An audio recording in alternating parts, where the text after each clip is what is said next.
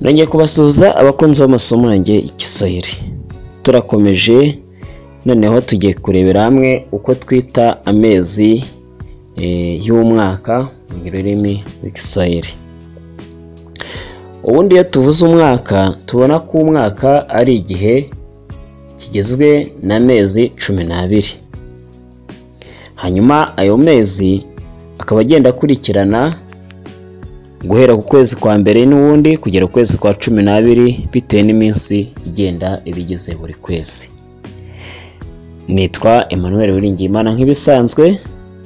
Hanyuma mbibutse gukora subscribe, gukora like, gukora share na comment. Turahera ku kwezi kwa mbere. Kwezi kwa mbere January, Mutarama mu Kinyarwanda. Kwezi kwa kabiri February, Gashyantare mu Kinyarwanda.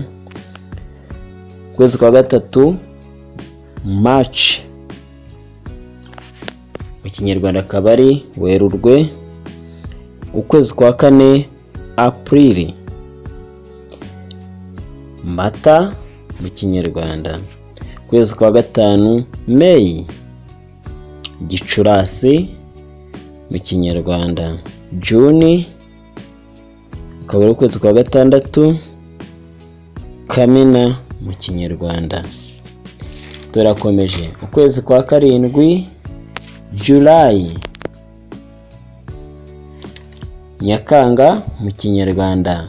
Ukwezi kwa munani Agosti, Kanama mu Kinyarwanda. Ukwezi kwa cyenda September, Nzeri mu Kinyarwanda. Ukwezi kwa 10 October, Ukwakira mu Kinyarwanda.